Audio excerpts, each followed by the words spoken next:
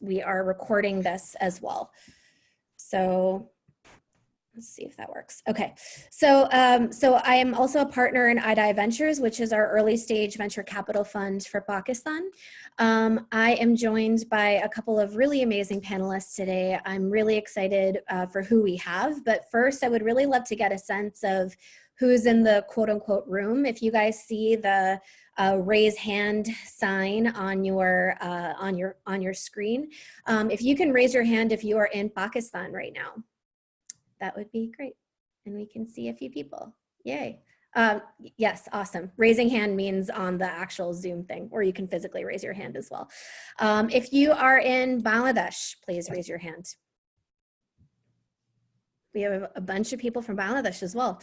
If you are in neither of those places and are somewhere in the world, please raise your hand. Great. What I love about this is I think that what COVID-19 has actually done is it's created this opportunity because of technology to have these conversations that we may not always have. And so I've been really lucky. My mother is Bangladeshi, my dad is Pakistani, so I've had a pretty unique opportunity to do a lot of work in Bangladesh and with LightCastle Partners, as well as with many other people in Bangladesh so far. While IDI works in Pakistan, we do work regionally as well, but oftentimes because of the current situation politically, it's really hard for Pakistanis to go to Bangladesh and vice versa. So we thought this could be a really amazing opportunity to talk regionally about our ecosystems and to be able to highlight some of the opportunities in the spaces that maybe we're not always thinking about when the pandemic isn't happening. So our panelists today are we have Bijon Islam, who is the CEO of LightCastle Partners, and they're one of our amazing partners that's in Bangladesh right now. Ambareen Baig heads our research arm at Invest2Innovate. Muneeb Maayr is the founder of BYKEA, based in Pakistan, and Jabeen is the investment advisors to Startup Bangladesh. You'll be hearing more from each of these people later on in this webinar. But first, what I would love to do is why we're doing this in the first place. So beyond the fact of having this regional discussion, oftentimes when we're talking about COVID-19 and the pandemic, everyone is talking about how this is impacting, and we're all talking in these grand conjectures. But what we're not actually saying is what is the evidence and what is the research that's really backing what the impact of the pandemic is doing to these startup ecosystems. And luckily for you guys, our two companies, LightCastle and IDI, love good research, and we love to actually back what we do with evidence. And so both our companies have decided to release research on the impact of COVID-19 on these ecosystems. And while that's really important, what's important is actually the analysis of that data, as well as how it's really impacting people on the ground. So beyond Bijon and Ambareen, who are first going to present the findings from this research, we'll also be opening it up to this panel of amazing people to also talk about how it's impacting them on a day-to-day basis. How can we zoom out and think about the opportunities here? So really excited for that. I'm going to pass it to Ambareen and Bijon to take on the presentation of the data that was released. Ambareen, if you wouldn't mind going first, and then Bijon will cover Bangladesh. But Ambareen will be covering the impact of COVID-19 on the Pakistan startup space based on a survey that we did and gathered from over 100 companies in the ecosystem. And LightCastle did something similar for Bangladesh. So I'll pass it on to Ambareen. Let me unmute. Hi, everyone. Give me a second while I share my screen so that everyone can see.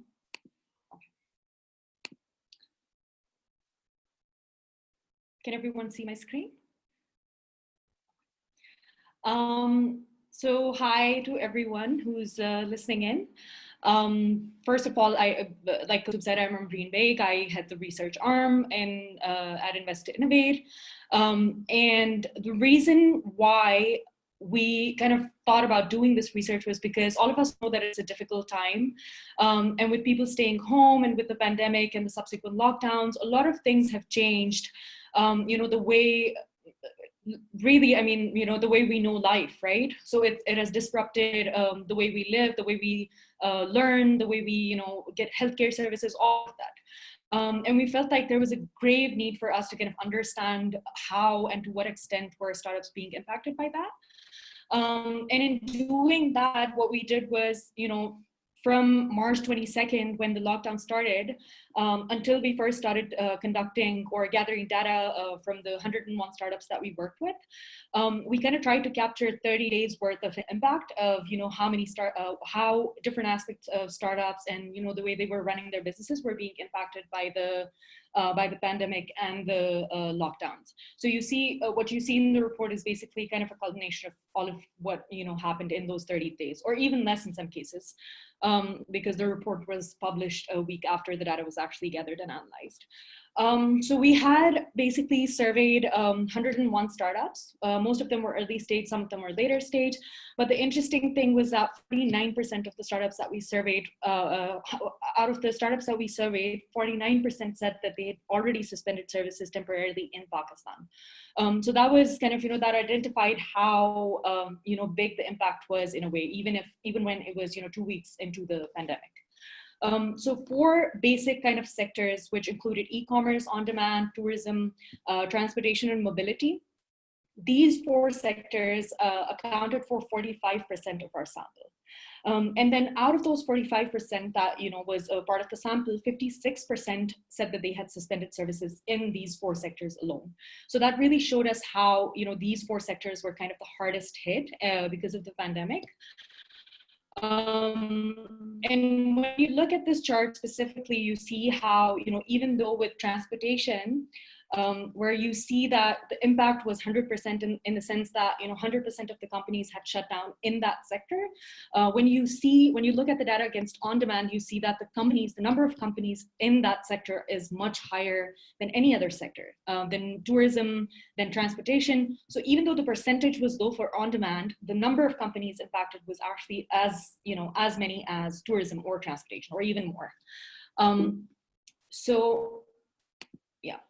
And these were some of the key companies that were, kind of prominent companies that were impacted by the pandemic, in the sense that, they were kind of required to suspend services. And not all of them we actually included in the survey, but, these are some of the kind of key players among these startups in each of these sectors.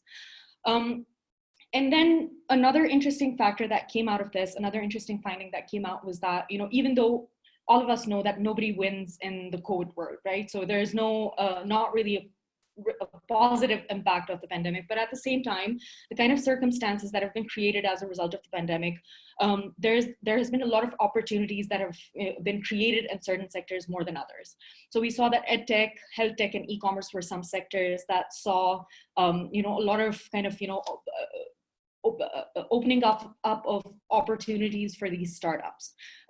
These 3 sectors that accounted for 51% of our total sample size, a lot of these companies reported kind of, showing, getting more users, kind of, change in terms of perception and things like that. So, in EdTech, you'll see that, players like Sehat Kahani, Grid 3D, Ekasa, Knowledge Platform, and in telehealth, you'll see Sehat Kahani, and in essential services, you'll see people like Davai and Mandi Express and people like that. So, a lot of these people kind of saw, an opportunity was created because of the fact that, people were restricted to their homes, with a lot of these schools shut down, and, the alternatives to these, the traditional alternatives to these services or these sectors, the brick and mortar kind of alternatives were kind of, access to those services was impeded in one way or another. So that kind of created an opportunities for people in this sector. And then in terms of growth plans for startups, which we saw that 52% of our sample reported that they'd postponed expansion plans, 61% reported that they canceled scheduled hiring decisions. But one thing that was interesting was that 69% reported that they had not laid off any people or administered any pay cuts as of the time that we administered our survey. So that was interesting because, in a way, if you look at it, I think it was early on in the pandemic. So that might have meant that a lot of people did not really lay off their employees or administered pay cuts early on. But further kind of research into this could show if it holds up much deeper into the pandemic. And also another interesting observation was that while people said that they did kind of have a lot of trust in the government's capability to, manage the outbreak. They did also say that, show that they were not so confident when it came to their confidence in the government's ability to kind of rescue startups from the impact of the pandemic. So that was again kind of, and it also speaks to the stimulus package that has been put out in the recent times, which doesn't really cater to the, startups and the startup ecosystem in general. And as we've seen, and as we've heard from a lot of experts as well, a lot of pieces have come out of, on this as well, that, at the end of this pandemic, what's going to matter the most is that, survival is what we actually need to achieve at the end of this, right? So any adaptability, any iteration in the process that can be done to make sure that we survive, these startups survive through the pandemic is what we need to do right now. And in relation to that, what we saw was that out of the 101 startups that we surveyed, 48% said that they had suspended services. And out of those, 72% said that they had no alternative offering. So that kind of shows how a lot of people who are already kind of, suspending their services, they do not have a lot of, revenue coming in, and a lot of that. At the same time, they don't really have anything to offer to the market as well, which is again, a huge challenge. And 7 major startups that, in terms of the number of startups that they account for in the ecosystem, 61 of the startups that we, of the 101 that we surveyed, said that they had lost either, 44% said that they had lost less than $1 million PKR, and 33% said that they had lost somewhere from 1 million PKR to 5 million PKR. So you can see that in the fact that they've already suspended services and they have no alternative offering. At the same time, they're losing revenue. So this makes it even more challenging for startups like that to survive. And some examples of, startups in the ecosystem, companies that have kind of pivoted their business models or, offered some sort of a solution to be part of the COVID solution are, Grid 3D that came out with, 3D printing ventilators. And then we have the BYKEA that actually started doing PCR-based testing for COVID, which has a return time of about 48 hours. And similarly, Co-Natural and Tello. Co-Natural has come out with, they've pivoted their manufacturing and they've started producing sanitizers, and Tello has launched a chatbot and a visualizer. So there are companies that are actually pivoting their business models, and if not pivoting their business models completely, they're offering some sort of a solution that is, making them part of the solution to the COVID problem.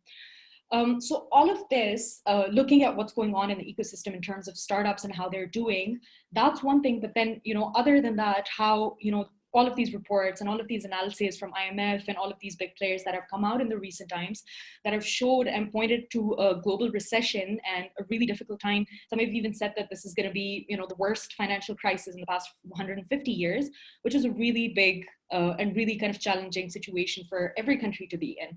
So that really means that, as we see, the big economies like the US and China and, other countries face this financial crisis, it's going to kind of, by extension, cause a challenge in terms of fundraising for VCs and other investors as well. So that means that, a dearth of financial resources in the future, that's going to impact, obviously, startups in a major way. And also Startup Genome recently said that, there's going to be a decline of 86.4 billion in VC fundings globally, $1 billion in VC fundings in the next 12 months only. And then seed stage funding has been, similarly, people have said that it's going to, in Asia especially, it's going to go down. So all of these things obviously mean, have serious kind of consequences for startups. And not just that, but also local VCs that, either we have spoken to in the recent times or have, spoken on webinars or expressed their opinion in any way, have said that, they're going to prioritize their existing portfolio companies over making new investments. So, most of them have been pointing to the fact that, it's least likely for startups to raise funding, at least the startups that are working in the hardly hit sectors right now, to raise funding in this year. And obviously for international investors, it's the same as well, the, increased risk, and Pakistan probably not being, kind of high on their priority list. So why is this an issue for, and how is this an issue for startups? When we talk about that, I think the biggest thing is that the study that we put out in 2019, Pakistan Startup Ecosystem Report, showed that from 2018 to 2019, we had 40 deals, out of which 35% was attributed to VC funding, both local and international. So when we look at that, and then we think about, this 35% drying up, that really paints a really bleak picture for right now, at least. And then on top of that, we have 101 respondents who participated in the study who said, 50% of them have said that, they're already facing delays in the ongoing investment deals. And we're not even talking about the 37% that have no deals in the pipeline, right? So this is, again, a really challenging situation. And then moreover, when we move on to the cash runway and how many months of a cash runway they have, we see that most of them, 40% have reported that they have 1 to 3 months of a cash runway. 26% have said 3 to 6 months of a cash runway. So you see how this is progressing, right? So you have most of the companies that have somewhere from 1 to 6 months of a cash runway. And these are companies that are already facing delays in raising investment. And at the same time, we have other companies who do not have any deals in the pipeline at all. So that really is a difficult situation for startups. So to sum it up, I feel like the biggest kind of takeaway for us from this study has been that startups, I feel like right now, as other experts globally have also identified, is that startups right now need to kind of really, operate on a lean model, not waste money, save as much financial resources as they can, because the one thing that matters the most right now is for these startups who are very, very vulnerable right now to survive the pandemic. So that's the only priority right now, I feel like. And with that, I'm going to hand it over to Bijon. Bijon. Yeah. Thanks, Ambareen. And I just posted, for those who are interested, I posted a link to where you can access this research. Just as a quick aside, as Bijon is speaking, we're going to turn it over to our panelists after. There is a Q&A box that's here. If you have questions, please post in there and we'll get to it in the last half of the panel. Go ahead, Bijon. You're on mute. Let me unmute you. There you go. No. Yeah, hold on. Yeah, Ambareen, would you mind that if I share my own screen, that will be easier for me to operate? Yeah. Let's see. Wait. Yay, technology. Go ahead. Yeah, that's perfect. Can you guys see my screen? Yep. Hold on. Let me go to present. Perfect. Thank you, Ambareen, I think, for the presentation. It was important for us to look at the ecosystem, and I think I can present the same for Bangladesh. So just to give a brief that where Bangladesh stands now, at Bangladesh, we have more than 1,000 plus startups in the ecosystem right now, which creates close to 1.5 million plus direct employments. These are employees, other logistics players who feed into the startups. And if you think about in terms of number of families, there are close to 6 million people whose livelihood directly depend on the startup ecosystem. So far, the ecosystem over the last 3 to 4 years have raised close to $200 million in international capital. The most popular sector seems to be logistics, ride sharing, and fintech. And the country currently has a 95% mobile penetration, and of that, which 55% has mobile internet users.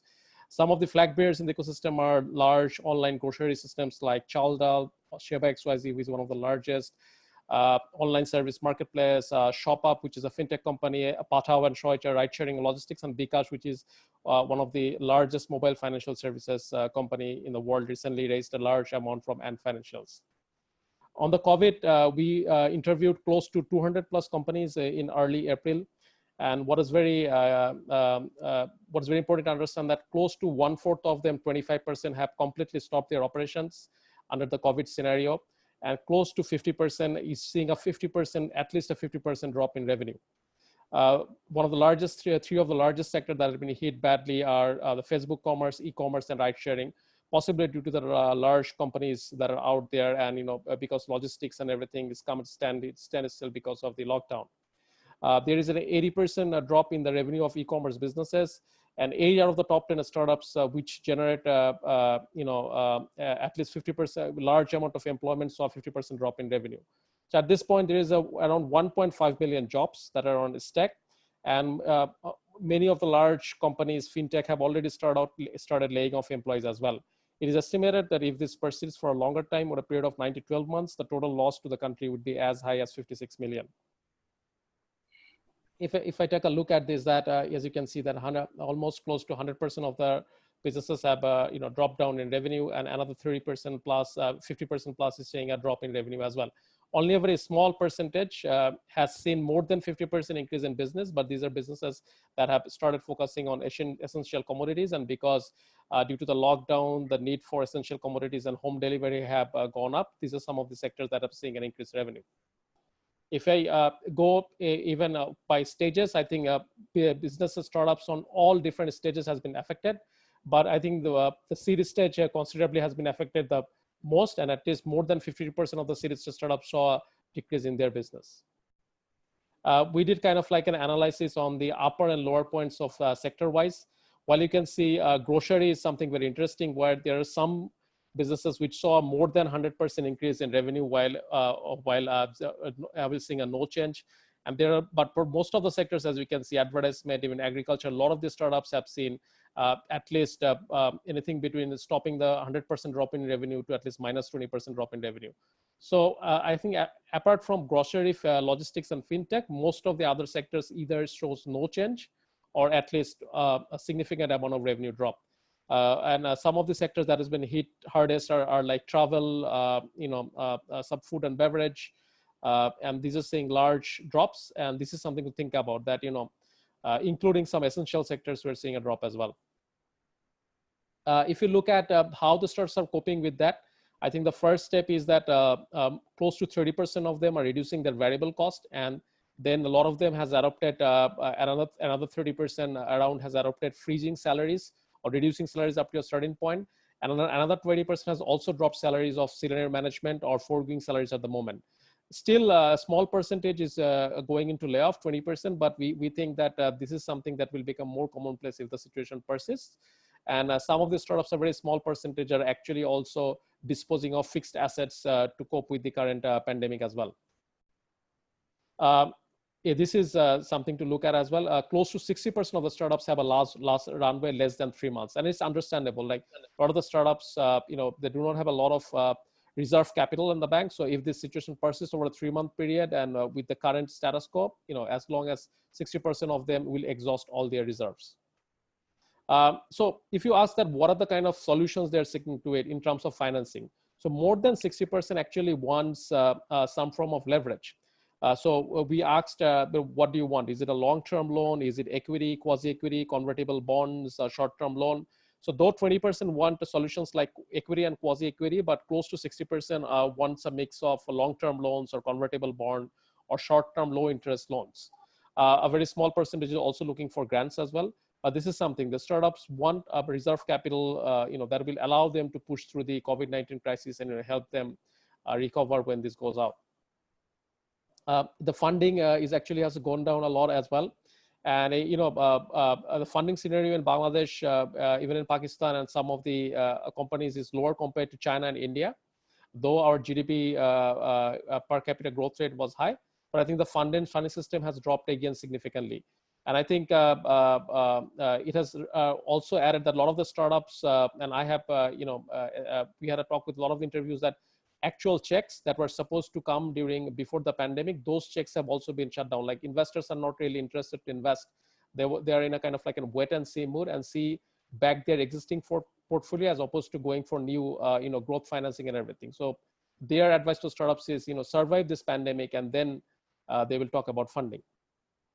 There are a few initiatives that are happening in Bangladesh to support the ecosystem. One of those initiatives is the Mission Safe Bangladesh that has close to 100+ brands and startups. I think all the major startups and a lot of the actual brands that are partnered in the initiative, they have supported close to 5,000+ families, close to 25,000 people over the last 1 month.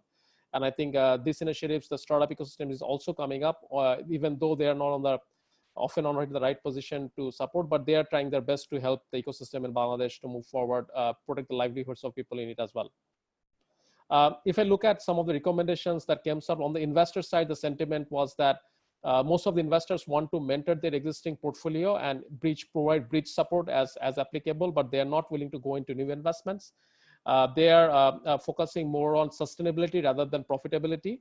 And there are a few impact funds that are coming up from development partners like SDC or even DFID. And I think this is also time for startups to figure out whether if they're into essential commodities and providing critical impact to the ecosystem, whether they can apply for this impact investing funds as well.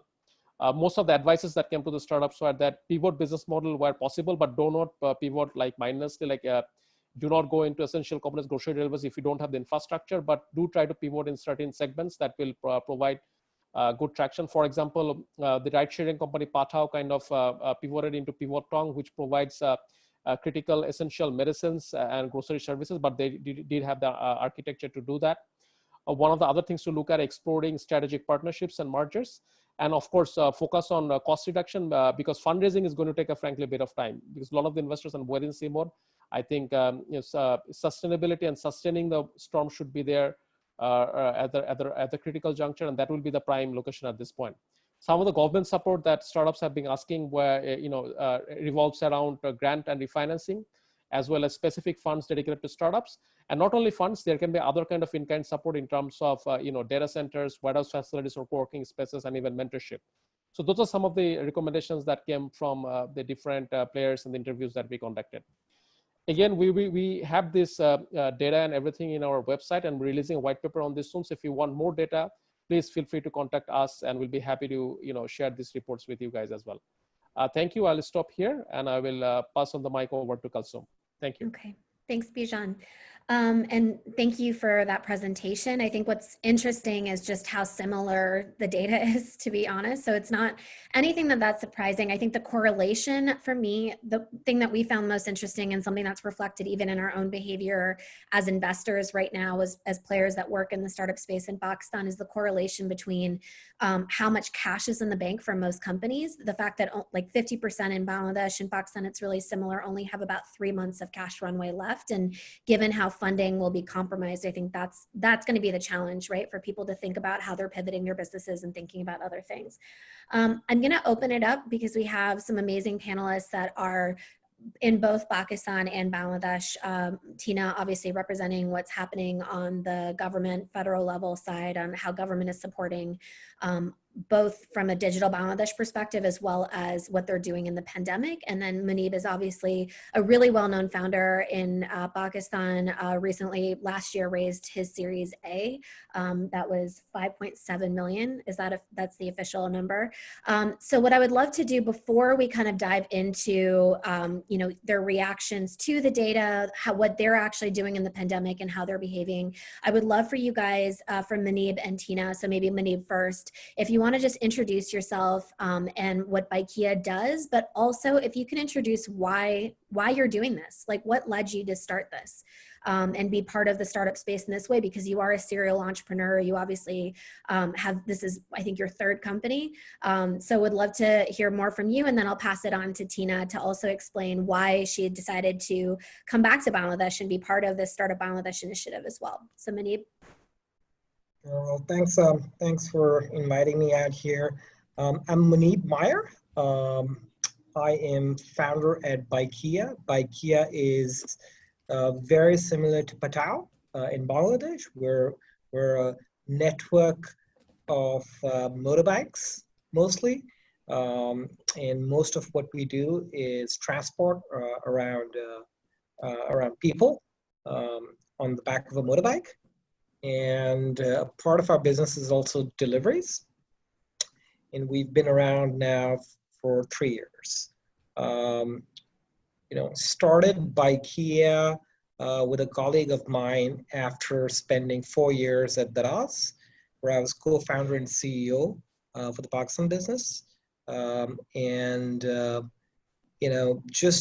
Just felt that, if technology and a platform has to be leveraged at scale for a larger demographic, it just can't be for e-commerce. You just can't sell smartphones, brand new smartphones, to a very, very large addressable market, and wanted to build a platform which would be hyper local, so focused on cities within the city, and still use the internet, but match people for services as opposed to match people to buy and sell things. So about after about 4 years at Daraz, started BYKEA, and we structured ourselves as a marketplace, which is a good thing because now it allows us to leverage our network for a multitude of other things. But to be candid, most of our business was and continues to be, hopefully, after this lockdown, the transport business, with everything else sort of amplifying the utilization of the driver base. But we were ill-equipped to sort of be hit with this magnitude of a lockdown that's completely crippled our business. And we've had our taxi business suspended since the beginning of the lockdown. The delivery business is open, but we don't really serve the upper echelons of society who have the luxury of ordering in food, or the luxury of basically buying brand new things when there's a lockdown. So even when we did deliveries, it was mostly around serving small stores or shops or wholesale markets, ferrying goods and samples back and forth to each other. So with the markets shut down, we've kind of lost that business as well. But I'll talk more about what we're planning and what we're doing in a sec. So I'll let Tina. I want to dive deeper into that as well. So Tina, if you could go next and just introduce yourself, Startup Bangladesh, but also why you decided to join this initiative. Sure. First of all, thank you, Kalsoom and Ambareen and Muneeb and Bijon. It's absolutely wonderful to meet you guys virtually. I'm Tina Jabeen. I am investment advisor to Startup Bangladesh, ICT Ministry, Government of Bangladesh. And Startup Bangladesh is an initiative which is basically is geared towards fostering innovative venture capital type of ecosystem in Bangladesh. And the reason is, we are one of the youngest countries in the world, with more than 50% of the population is under 35. And also very talented, educated, and we wanted to move to the technology economy rather than just the manufacturing economy right now we have. So that is kind of the vision, and obviously, I'm sure you guys are aware of Digital Bangladesh, and one of the pillar of Digital Bangladesh is human capital development, and the other pillar is technology. So all of these, fits very well into Startup Bangladesh's mission. And it started about 3.5 years ago. It's kind of a pioneering initiative for Bangladesh, the ICT Ministry, to take this campaign and come up with a VC fund, which we have right now, Startup Bangladesh company. And also we have a project called Idea Project, which is basically doing grants to idea stage startups. So that's kind of, the story behind Startup Bangladesh. And just a quick thing, when I started so I was part of putting this whole program together and the investment guidelines and so on. But, at that time, 3.5 years ago, there was about probably a couple of hundred of startups. And we just heard Bijon, and he said that, it kind of grew over 3.5 years to thousands. So that is a huge success story. Mm-hmm. So that tells you that, you can get the impact that you can make in a country like Bangladesh is huge, exponential. And that is what brought me back. So, I am a very much of a Silicon Valley person. I spent about 30 years of my life there as I was in a private equity fund and also worked for PricewaterhouseCoopers in VC fund, basically in the early 90s. Wow. So, late 90s, sorry. So anyway, so it's been quite a few years, 2 decades almost. And I thought that, why not go back and whatever I learned, try to do something with it, make impact to people's life in a meaningful way. And so I came back about 3.5 years ago and started working with brilliant people like Bijon, and also the peers that he has, and also our startup community.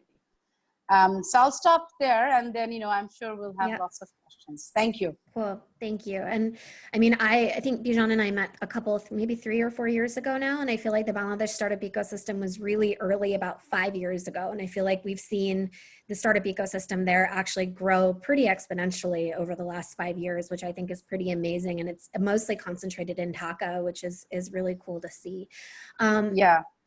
Yeah. So going over to the Pakistan ecosystem, which we've been lucky to have been a part of for over 8 years now. Muneeb has obviously also been part of that startup space for a while. BYKEA has been around for a number of years now. You kind of started to touch on how COVID-19 has impacted and has been bad in terms of, the fact that you guys are ride hailing for a specific demographic. But I also know that BYKEA is still continuing operations just in a different way in terms of relief that you guys are providing. Can you talk a little bit more about how you guys are handling the pandemic and what you're thinking about even in the short term? Because we're only a month into the pandemic right now. What are you guys thinking about?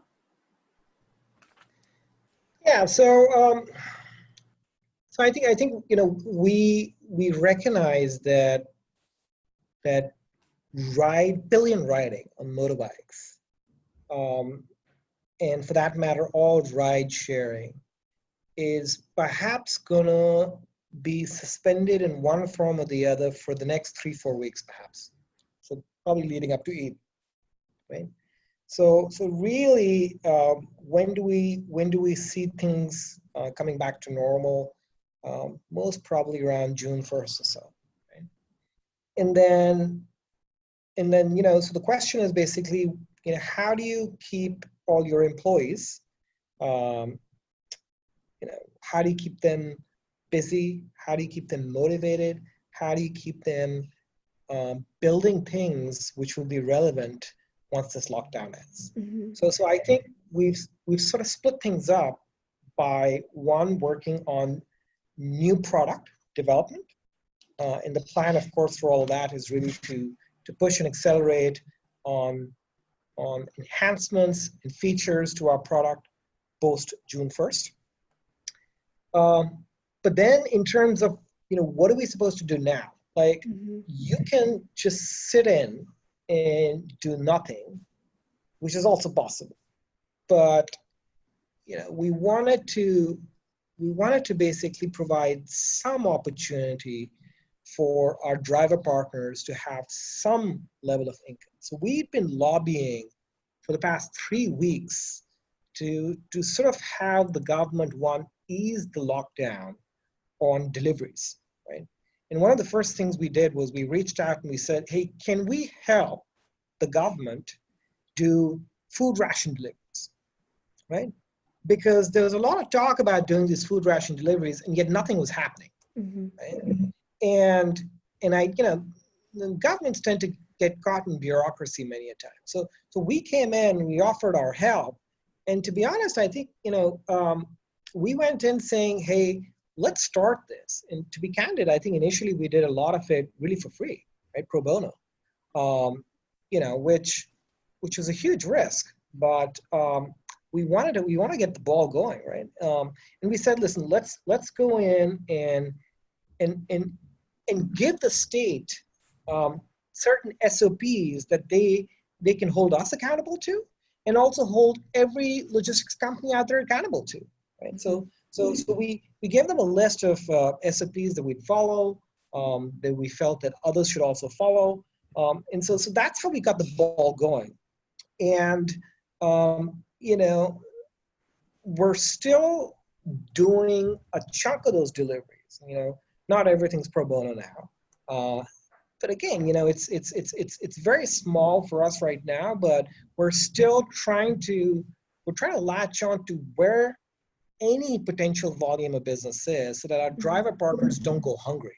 Right? You have to realize, in the gig economy, most of these guys, if they don't do a job, they don't get paid.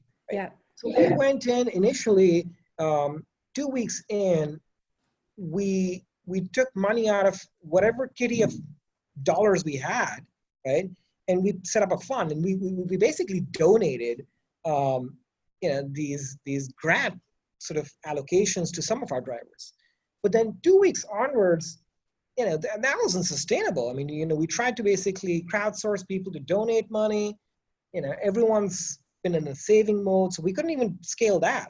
So after about like 7 million rupees in, after that, we really said we have to now somehow convince the state to open deliveries up. And so we lobbied for a couple of weeks. We lobbied with all stakeholders within the state to enable and to allow us to start deliveries at least. So,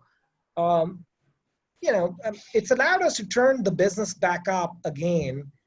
So we've got now 5% of our business, 7% of our business maximum, but that's at least, allowed some of the most vulnerable drivers to have some source of income, right? Because, these are not people who had any savings. So we've been sort of facilitating, enabling that to a certain extent.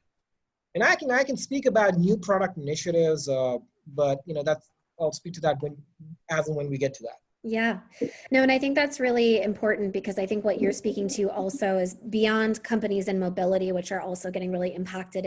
It's gig economy startups, right? Which are really powered by people who are often from very low income, very high risk backgrounds. So it's a real question of how do you preserve them? How do you keep them alive and afloat? And you were also kind of touching on the role of the state. So I'm going to pull Tina into this conversation as well, in terms of what role should the state play, right? And for Tina, when we're thinking about governments around the world right now, everyone is being asked to, there's this constant term of livelihoods versus lives, right? Which is this idea that, we need to, the livelihoods are really at stake when we're thinking about, what Muneeb mentioned in terms of how many people rely on a source of income to stay afloat. At the same time, if we are allowing people to go back to work, we are obviously putting lives at stake as well. So governments are having to make these really hard decisions right now in terms of choosing lives over livelihoods right now, and then figuring out from a state perspective what they should do or what they can do to provide relief to their citizens and for people who are suffering really greatly. In Pakistan, what we've seen actually, which is, unfortunate, is that even when they did release a stimulus plan for the business sector, startups were actually left out of that. But I know that's not necessarily the case in Bangladesh. So what I would love to hear from you is how is Startup Bangladesh, via the IT ministry and the government of Bangladesh, how are you guys approaching the pandemic right now? I've seen on your website that there is efforts that are going on. How are you guys thinking about the role that you guys can play in the pandemic? And what role should government continue to play? Because obviously this goes beyond just the next month or 2 months, right? This is going to be at least a year out when we're thinking about the dramatic impact and ramifications of this. Thanks, Kalsoom. I think the story is kind of similar with Pakistan and Bangladesh, and probably many of the countries. Like Bijon said that the startup ecosystem, I call it, they are in the brink of disaster. Basically, and this is, I don't think this is just Bangladesh. It's actually in this South Asian region. So if nothing is done, especially in Bangladesh, the whole ecosystem will rewind back to 5 years. And I don't think that, to come to where we are today, it will not take 5 years. It will actually probably take way more than 5 years. So basically what it tells us is that we have to do something. Some interventions needs to be taken, and private and public on the both sides. So from our side, from Startup Bangladesh side, or from the government side, we have been, Bijon referred to this dialogue that we have been having with the ICT ministry. And there are certain measures that we are looking at. So one of them is expediting funds that we already have at our disposal. So that's one. And then the other one is also reaching out to next year's budget and see if we can get some fund allocated now to address the need. So we'll see how it goes. There are different type of avenues that we are looking into. But the important thing is that that startup ecosystem is important. We have to rescue them. That message is very clear and very clearly understood by the government. So now it's a matter of time. So that's that's a good thing. Also, Muneeb mentioned the ridership, right? Because most of these riders or the drivers, they are they do this as their second income to supplement their whatever day job that they're doing. So same thing in Bangladesh, and in some cases this is their only income. So what we looked at is that if some of the services that these startups are providing, are these essential? Are these critical to the infrastructure of running the country? So for example, the online groceries, somebody needs to deliver them. Online groceries is very important when you're locked down. Chaldal is one of our marquee startup for online groceries. And they also need riders to take it to the customer's house. So there comes our Patao, there comes our Shohoj, and then also all the other rider startups. So in that case, government looked into it, and there are like special permission that they have, so they can move around in the city. I mean, there are some bumps, nothing is smooth, but at least that is taken care of.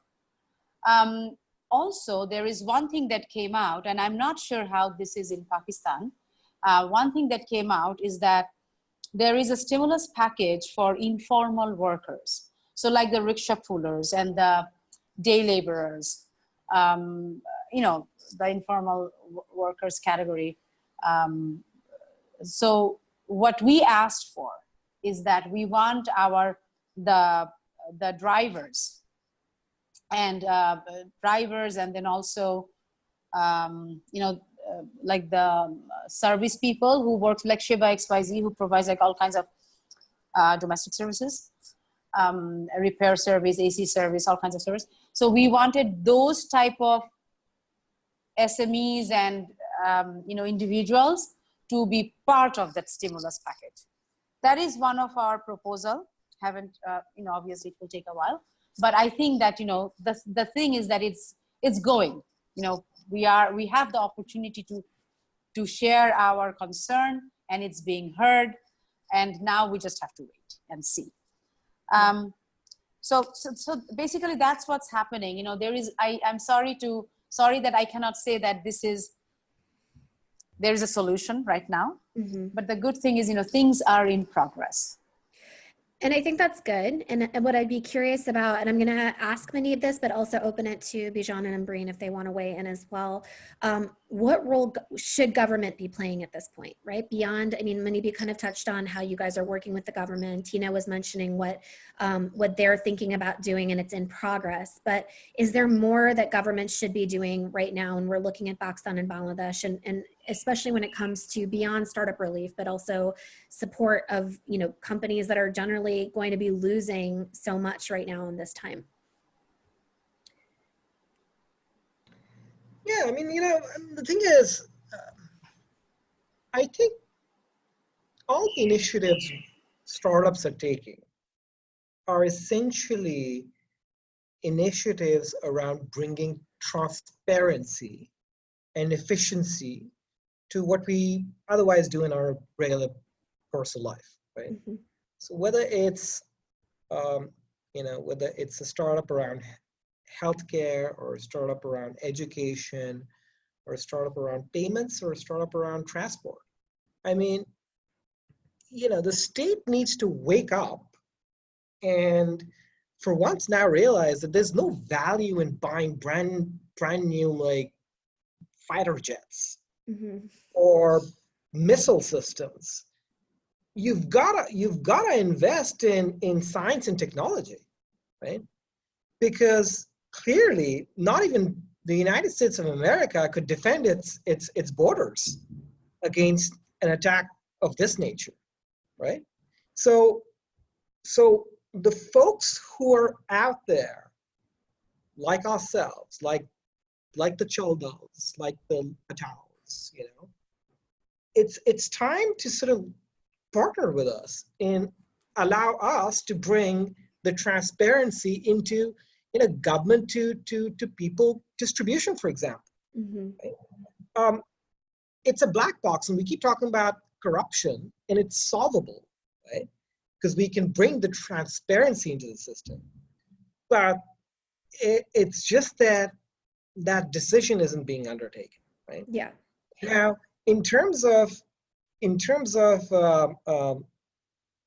you know, furloughs, for example, in England, right? Mm-hmm. All the furloughs in England are sort of like 80% of the compensation against those furloughs, or somewhere around that figure, is actually going to be paid by the state, right? And that's because the state has a lot of capital, has a lot of money, right?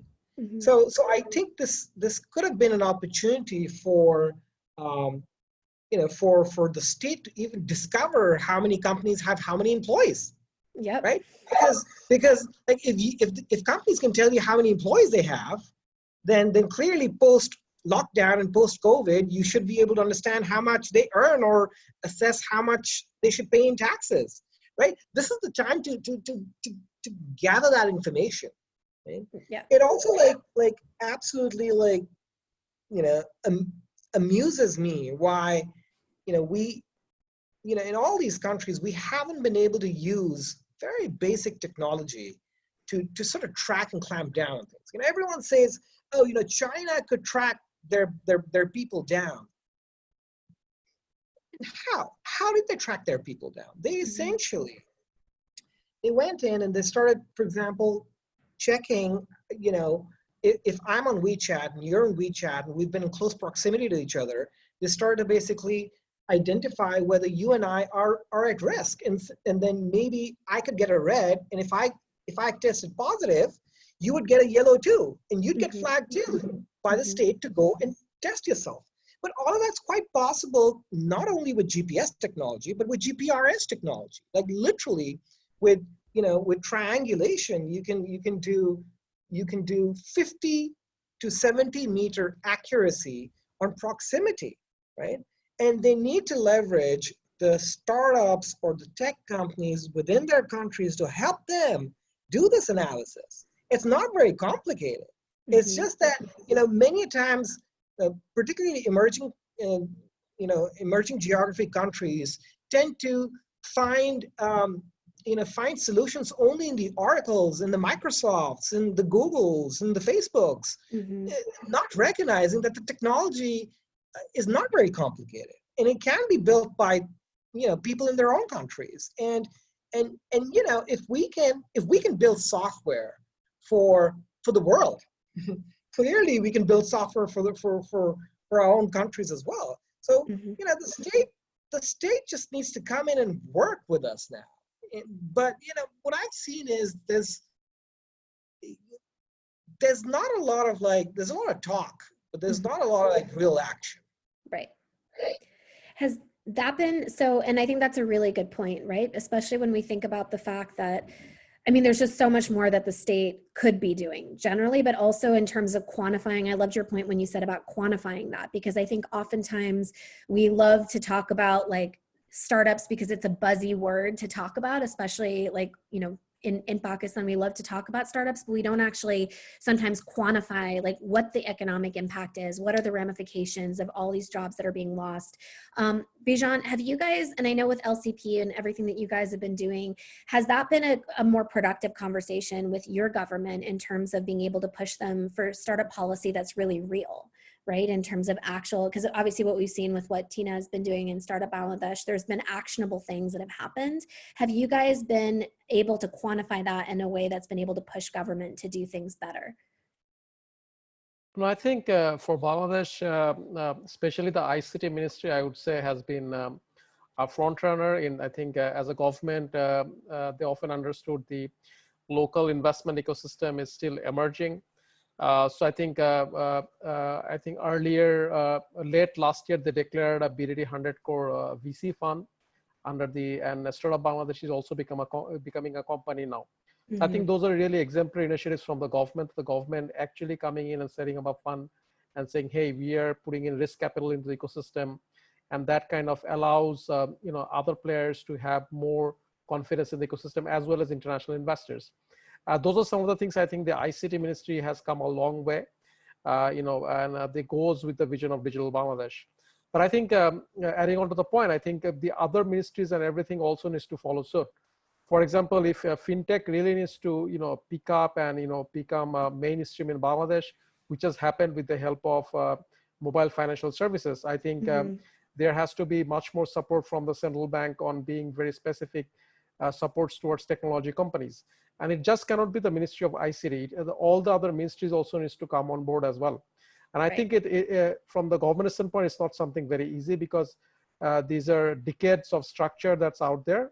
But I think seeing ICT ministry as an example, I think if the other ministries also come forward and support innovation in a way that brings in more transparency and speed into the ecosystem, that will take much further and much quicker than we have seen. Yeah. But I think Tina Appa can obviously elaborate on what I was speaking about as well. Yeah, not sure if you want to add to that, and you're on mute, Tina Appa. Oh, thanks, Bijon. I think that I agree with Bijon that ICT Ministry has been extremely supportive, especially the state minister that we have, Mr. Zunaid Ahmed Paulo, and also our national ICT advisor. Both are extremely supportive and very focused on making sure that the startup community thrives in Bangladesh. So this is a kind of a challenging time, and a couple of things that came in my mind that right now there are certain initiatives that we are taking, which is already happening. One is Call for Nation, which is a kind of a call for submission for any type of solutions and our business solutions product, which is relevant to COVID-19 market or health issues post COVID-19. So that is going on, and I think it's kind of keeping our young entrepreneurs and also the students. It's open to everybody, students, everybody a bit enthused and encouraged, right? Because people can fall into depression. This is not a very happy time for anybody. So we are also doing something, a campaign like that. And also the other thing is talking about, Bijon mentioned the other ministries. I totally agree that everybody needs to think about innovation. Digital Bangladesh is not just ICT ministry. Digital Bangladesh is the everything and things needs to be digitized in order for us to become by 2025, we have to, 2030, we have to meet the SDG goals. And then also 2041, we plan to become a developed nation. So we have to touch every single sector. Technology needs to touch every single sector. So two things that has happened is that one is about supply chain, agriculture product and food, because obviously with all these broken transportation, lockdown and whatnot, supply chain is hugely compromised, and we worry about what will happen in not the next 3 months, but after next 3 months, because all the things that is supposed to be harvested now and the livestock and everything, it's not being taken care of now. So after 3 months, we may see a big shortage. So that is one thing where the ICT ministry is working with the Food and Agriculture Ministry, and I know that some of the startups are part of some pilot programs. And then now we are looking into Education Ministry, because the online education is definitely going to be part of mainstream. So so that's all that I wanted to kind of comment on. No, thank you. And I think that's the ed tech sector in ours. Ambareen, go ahead. Do you want to talk about that? Yeah, so I think I completely agree with what Muneeb said before in terms of how nothing is quantified in Pakistan, which is a major issue. We don't know how much of a contribution these companies are making to the GDP from tourism companies that are completely shut down to other companies. So I feel like that's obviously the first thing that needs to be done, and obviously it cannot be done right now. It's something that's incremental and that needs to be built up. The infrastructure of it needs to be built up way before anything like this happens. So I feel like that's a big thing. But other than that, one thing that I've noticed is that, this is the least that the government can do right now is at least consolidate information on where these companies can go to seek help. Even if the stimulus package does not really cover startups, there are other relief funds out there. There are other financial resources out there that these companies, these startups can actually go to, right? They can they can get support from those financial resources. So I feel like the issue is, I literally was just looking at SECP's website and there's nothing on there. There's a lot of stuff on hand washing and things, which is obviously something, a lot of this information has been so repetitive. We know all of this, but there's no, there's no content available that supports startups specifically, that says, here is some websites that you can visit to, get this and this information. So I feel like that's a major gap. And the third thing is that even if there are resources out there, one of the biggest things a lot of times, and I think we discussed this in our last report that came out in 2019 as well, is that, one of the ways how government's efficiency is gauged in terms of policies is that it's not just making right policies, but it's also ensuring that the people find out about those policies. So, what are those things that are actually, making this time easier, making this issue easier, or getting through this problem easier for startups, and how can people find out about those policies? So I feel like that's, for me at least, that's a major disconnect. And I really feel like it doesn't always have to be financial resources. It can sometimes be, support can be, in different forms and shapes. Yeah. We just need them to do something. Go ahead, Muneeb. I want to add a couple of things to what Ambareen said. So, I think this could have been, and still is, I think we can literally do this now. I think this is a great opportunity to actually introduce or foster or prod digital currencies. So for example, if you want to make a distribution of $100 or $80 to someone who's poor, right? Why are you allowing that money to be encashed in physical currency? Like, if you're making an electronic payment to someone, just enforce that payment cannot be encashed out in currency, and flush digital money into the ecosystem, right? And start fostering people to start using digital money, right? And when you do that, and that's, listen, I mean, the reality is, why is digital money important? The reason why digital money important is because, 100 rupees, $100 to Kalsoom, if I give you $100 Kalsoom, and you pass that on to Bijon passes that to Ambareen passes that on to Tina.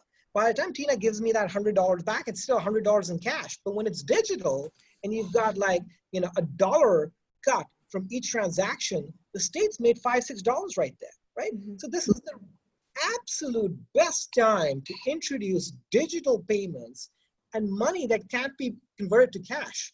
And sure, there could be inflation, right? But I say inflation is a tad better than recession, right? Like, what we're looking at now globally is recession. What is the United States doing? Printing money. Huh?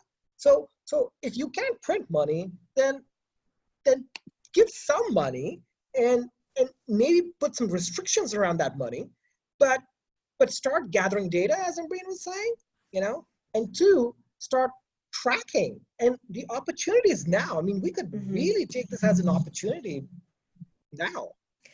And that's actually was is a good segue into my next question, which is about this. You know, so first of all, on fintech, it's a huge opportunity because right now the fintech sector, at least in Pakistan, I'm not sure about in Bangladesh, but the reason we haven't seen major leapfrogging in fintech is because just of the amount of regulations in the fintech space, right? In terms of banking licenses and how expensive it is for people to really truly innovate the fintech sector. So it's an opportunity to actually lower those barriers to allow for innovations to take place. Muneeb, to your point though, about when we're thinking about the opportunity right now. So I think so much, you know, we're talking about COVID-19 and it's very doom and gloom in terms of, you know, even when we're looking at our data, right? It looks like a lot of companies can potentially die out, but to speak to you and as well as, I mean, you did a TEDx talk back in November of last year and you talked about this vision for digital Pakistan. In some ways, there's opportunity right now for that, but not just for Pakistan, but also Bangladesh. And I know, Tina, you know, originally there was a 2021 vision for a digital Bangladesh, and obviously that's being extended. What are the opportunities right now? And do you guys see that? Where are the spaces right now beyond even, you know, obviously BYKEA Cash launched right before all of this happened. Where do you guys see the spaces for opportunity and for innovation in the post-pandemic world? And maybe we can go Muneeb first and then Tina, Bijon, Ambareen, whoever wants to go. Well, for one, I think foreign companies coming in and using a lot of capital to kill local companies, I think that's going to diminish, right? So I think that's an opportunity, right? So suddenly you won't be fighting with people who are just throwing money. Right? So whether you're in Dhaka or whether you're in Karachi, I think Uber is going to spend a lot less money, right? Trying to kill local competition. So I think that's an opportunity, right? I also think that, you know, there are opportunities around now, perhaps localized marketplaces where people can buy and sell used goods, because as we all get into a recession, and it's quite likely that we're going to get into a recession, people's disposable income will shrink. And if their disposable income shrinks, I don't think their behaviors would change. They would still want to buy, but I think their propensity to buy pre-loved or refurbished things will prevail. And so I think there's an opportunity around that. I also think that, you know, people's behavior around grocery delivery, or just getting stuff FMCG delivered, even to long tail corner stores around nooks and corners in the city, given that they've been impacted by supply chain. I think that propensity to order digitally or order on the phone will increase as well. I think there's a huge opportunity around education and healthcare around video. The fact that now people, even poor people, you know, who historically would not ever use WhatsApp video, have started using WhatsApp video, right? And not be shying away from that communication. I think there's a huge opportunity around chat and integrated payments with chat as well. I think there's an opportunity there. You know, so fintech has a huge opportunity. And I'll close this off from a BYKEA perspective. I think we are, in a way, I feel better positioned, you know, than our competition because of a couple of things. I think people's propensity to get into an air-conditioned car where air is recirculated will diminish, right? And, you know, particularly men, you know, who are trying to save more money now. And I think it's a good thing that we'll be saving money. We need to be more like the Asians, you know, we need to save more money than spend every penny that we've had in our pockets. I think as people's propensity to save increases, they'll take more motorbike pillion rides. And I think it's a great opportunity for us to build technology around supply chain logistics. And we should hopefully come out of this stronger with a better product stack relevant for a larger addressable market than we have had in the past. So lots of opportunities as long as we focus right now and build products which are relevant post-COVID. Great. Other thoughts from other panelists in terms of where the opportunities are? Bijon, are you going to say something? Or Tina, go ahead, whoever wants to say. It's hard to call on people because I don't know if you're about to say something. So go ahead, Tina, and then we'll go Ambareen and then Bijon. I was just going to make a very quick comment. And that is, I think that post-COVID world is going to be better world. It's going to be more equitable. Muneeb mentioned about, the people will be saving more. There are people who are disadvantaged. Education, online education would be more available for them, and they're also going to be more open to it.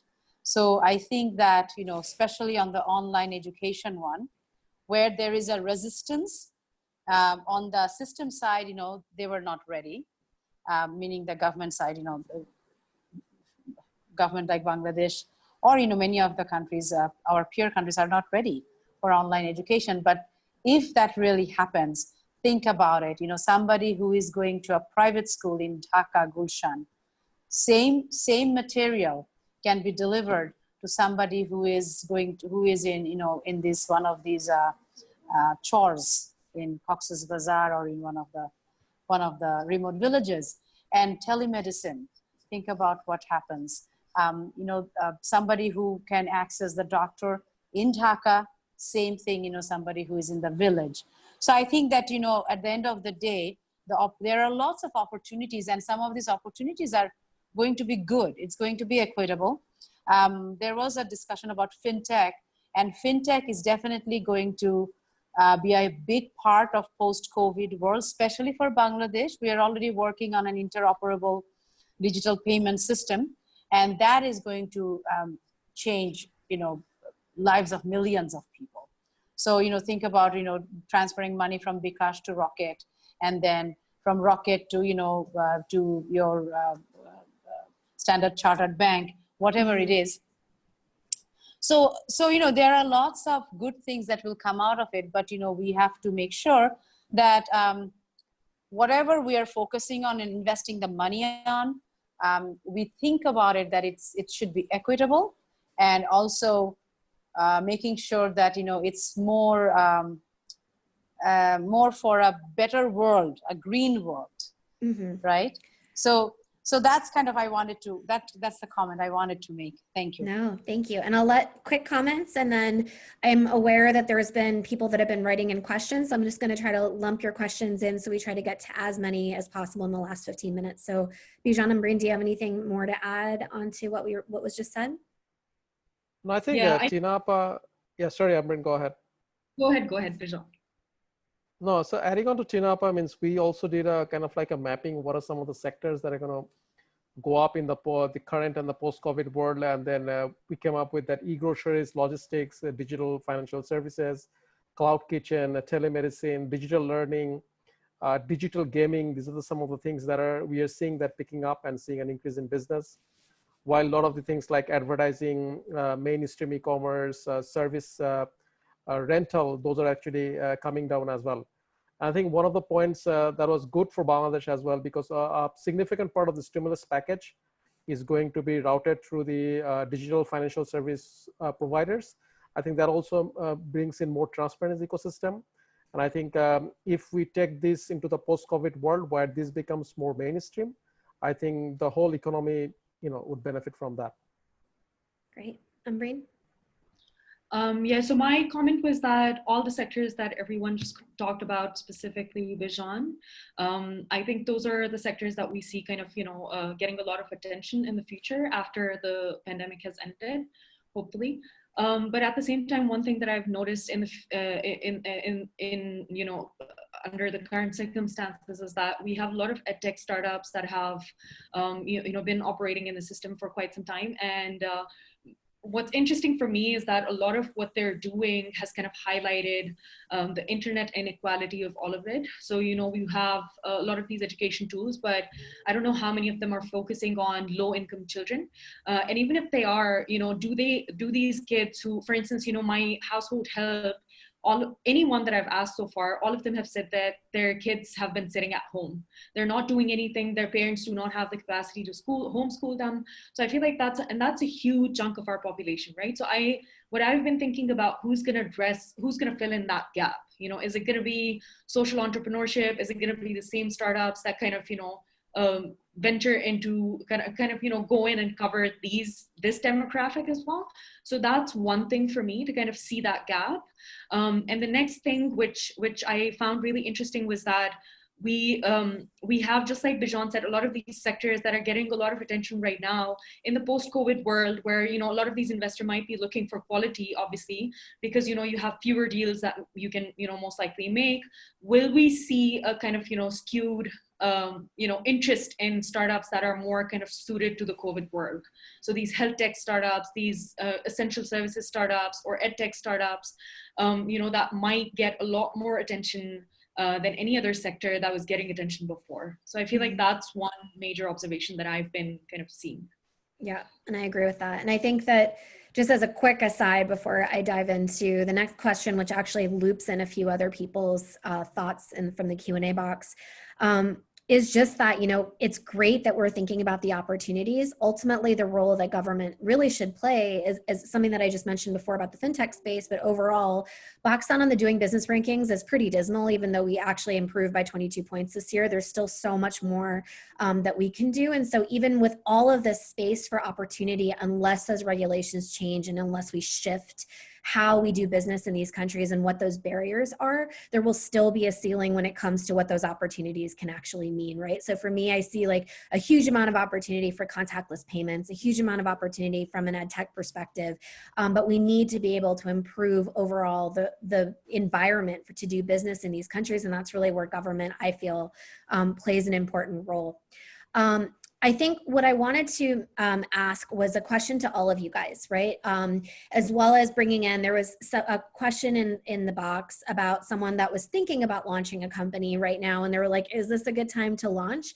In that also, I want to also bring up something that speaks to the data that we had, right? So at least from our data, and it kind of points to what Bijon was talking about with their data as well, is that 50% of our respondents in Pakistan said they're facing delays in raising investment, but also 42% said that they only have 1 to 3 months of cash runway left, right? Which is extremely scary. So for all of the panelists, what advice would you give to companies right now to survive this period and thrive afterwards? What are things that they should be thinking about? And what about those who are just wanting to start a company right now? Is this a good time to think about that? And how should they be adapting their thinking for the current environment and for the potential future environment?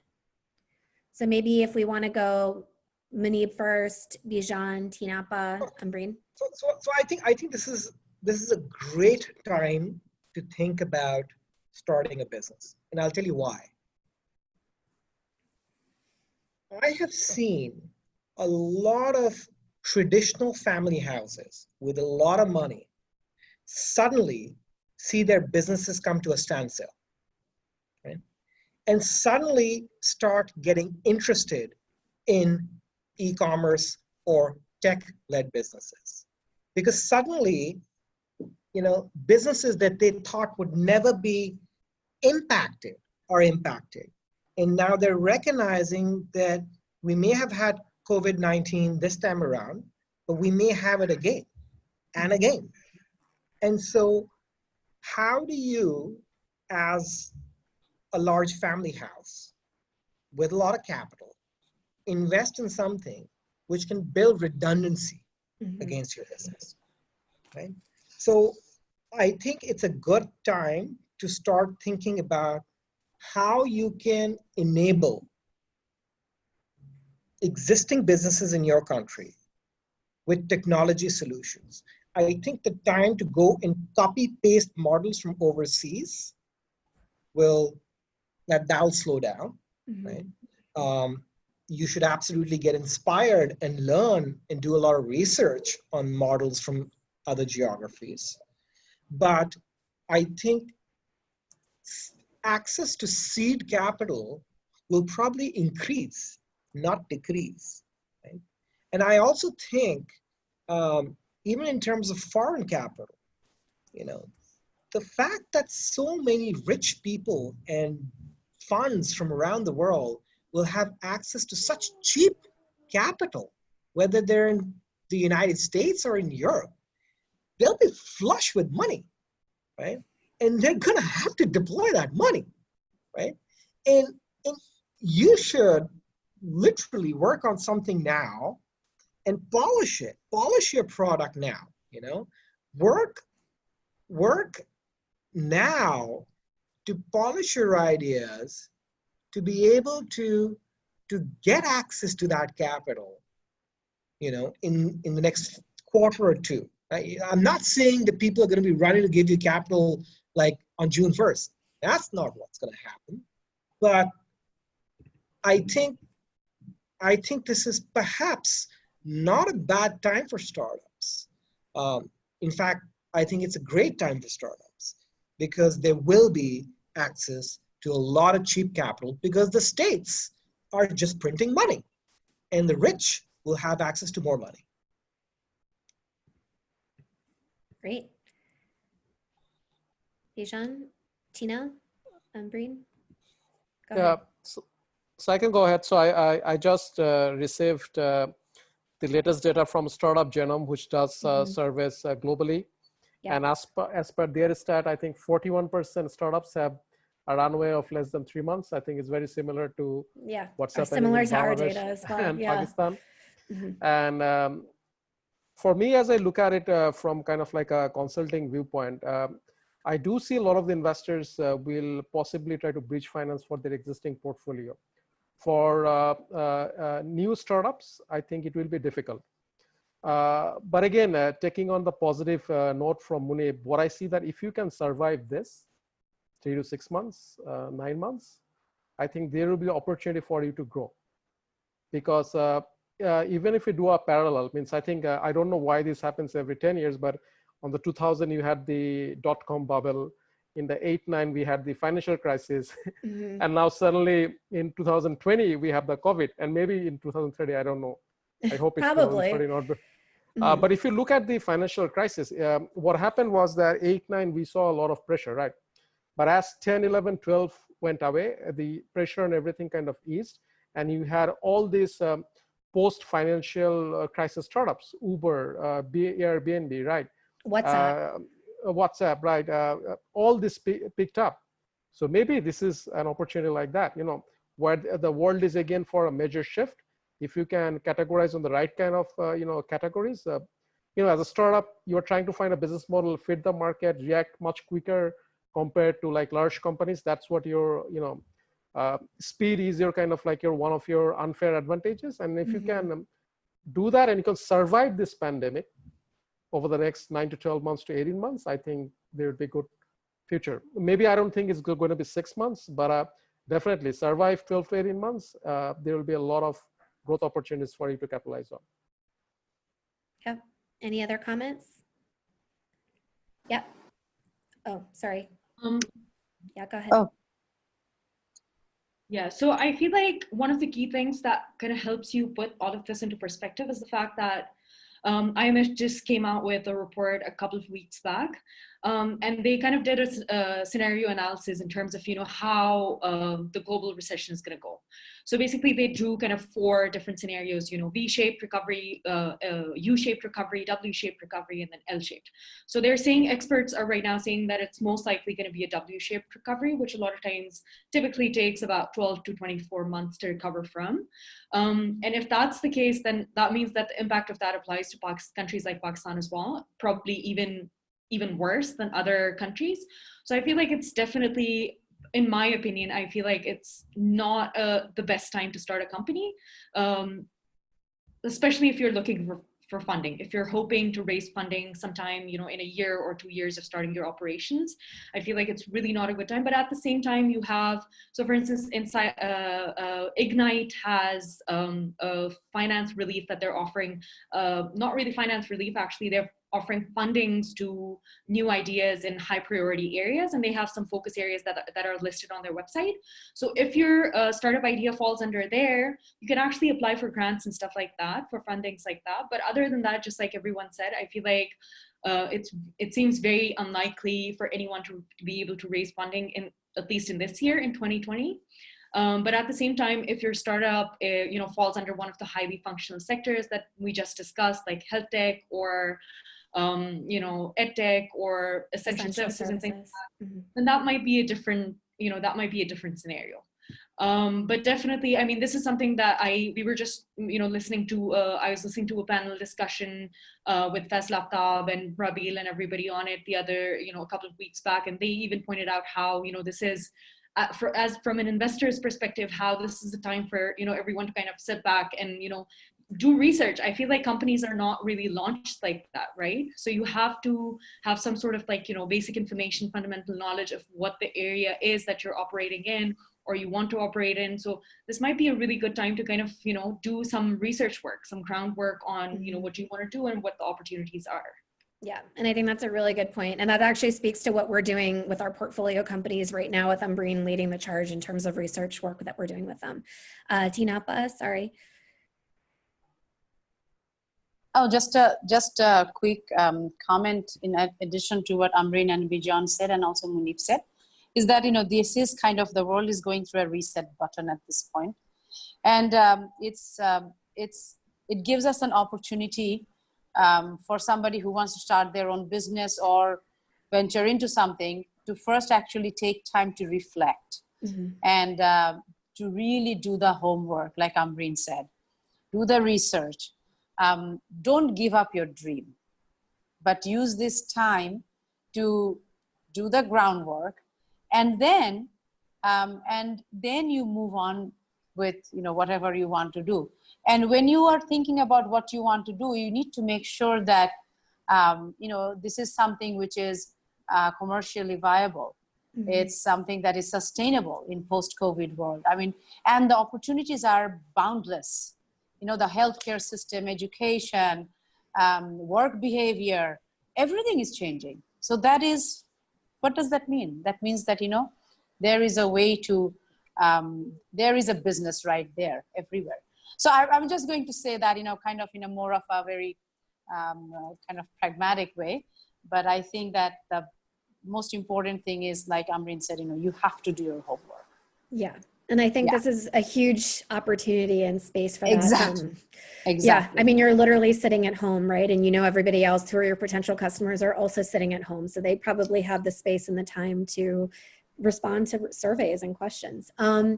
I'm mindful of time. We have a minute left, and I'm so sorry that we did not get to everyone's questions. Feel free to reach out to people on social media. How I want to end today is actually, if someone can take away one thing of how you feel about the current environment and the future environment right now, what would that one thing be? And let's maybe hear from all the panelists. So maybe starting with Tina, and then Muneeb, Bijon, and Ambareen, and then we'll close the session. So Tina, you were saying some really great stuff. So if you want to kind of leave everybody with something to think about beyond what you just said, what would that be? Or is this on till 10:30? Sorry, confused. No, we're ending in a minute, right? Yeah. So I'm an internally optimistic person. So I see that we are actually going to moving into one of the most innovative period of human history, where the whole world is going to think about how to do things in a new way. So that means, it's actually going to be a positive world. There would be some bumps, but I see that, it's going to be a better world. And what part would you play in it? That's what that is the question I would leave with everybody. Great. Thank you. Muneeb? Yeah, so I'd agree with Tina that I think that the world will become a better world. Also because now the rich also know that their money can't buy them health. Right? And so they're going to be a lot nicer than they have been in the past. Right? And I think, they will be supportive of anything that you build and invent, which is going to bring value to people. So now's the time to do your research and work on basically your product and build something which is going to be valuable for humanity. Great, thanks. Bijon? Well, I think as a founder, I know these are tough times, but we have always have to be optimistic. I think that's why we all started companies at the go. So I think on a silver lining, we are getting to spend a lot of time with our families. Those of who are fortunate enough, being in a month and a half now with my family, it's good. And it's tough at times to work, but that is something that I take away. And I have met a lot of wonderful people. I think our team is working at home, putting in a lot of effort. I think even working a lot more than we did. We worked when it was like in office. I have met wonderful people like Tinapa and a lot of startup founders. So I think these are takeaways, and these are relationships we take into the post-COVID-19 world.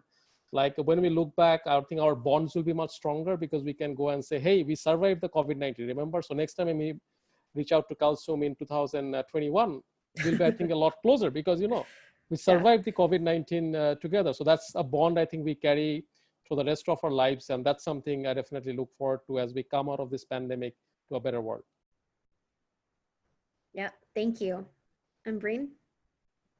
Yeah, I feel pretty much the same. I feel like I definitely think that the digital transformation that we have been kind of needing for a long time has happened pretty quickly during these days. And I really hope that it doesn't go back to what it was before the pandemic. So that's one thing that's, good, positive thing that's coming out of this. So people are much more open to these digital solutions and things like that, which obviously means that, more people are kind of going to switch over to all of these different, innovative solutions. But at the same time, I think one major thing that I've been thinking a lot about is that, a lot of people have lost their employment. And just like everyone, I think, said today in this panel as well, that, a lot of those people who have lost their employment are from the very kind of, lowest tier socioeconomically, at least in Pakistan. So, if this is for companies, I feel like, and I feel like any company that, if the pandemic meant that they had to furlough their employees, I really, really do hope that they're being kind about it and they're really kind of building a good relationship and sitting their employees down and really talking to them and kind of, trying to explain the situation to them as opposed to kind of, being really cold-hearted about it. I feel like that's really important to kind of come out at the end of this pandemic, kind of, I really hope that kind of, stays intact. That's what I'm trying to say. But yeah, other than that, I feel like a lot of positive stuff is coming out of this and really hoping that we survive and thrive afterwards once this is over. Yeah. I have two things to leave you with. The very first thing is, and I'm speaking as an investor as well as someone that's built an accelerator program. I think this is really an opportunity where the winners emerge in terms of people that, and winners not being in a very in that way that there's winners and losers, but ultimately what this space and this time really speaks to are people that are really adaptive and think on their feet right now. And I think we as both economies and both countries are actually really resilient as people. And I think that's one thing that's always inspiring about markets like ours is that just based on where we are in the world and what we've had to go through, our people tend to be very resilient anyway. And I think that speaks to the types of founders that we also produce. But this time is also a period for you to really think quickly and to adapt quickly because that's what the environment is calling for right now. It's also, as an investor, something that gets me excited is when I see founders that have really thought quickly and adapted themselves and iterated their models really quickly. It's something that I find really impressive, and it's been really exciting to see even with our portfolio companies currently, as well as companies that are in our active pipeline. Just watching how they've operated has been very inspiring to me. And the second thing is, because we are speaking to our friends in Bangladesh, there are so many things that technology has been able to do in this time, which is really have an opportunity to speak to players that are doing very similar things. And I've had the opportunity and the privilege of seeing how the Bangladeshi startup ecosystem, there's a sameness to what's happening in Pakistan in a lot of ways beyond what's happening in COVID-19, but startups that like BYKEA, where we're seeing with Patao and Bangladesh, right? Like we're seeing very similar things with very similar unit economics and similar economies. So my hope and my call to action is for us to all think about how we can potentially collaborate together more in the future and learn from each other as well. So on that note, thank you guys so much for being part of this. I know it's late over there, so stay safe and stay healthy, stay home. And yeah, thank you. Good night. Night. Bye.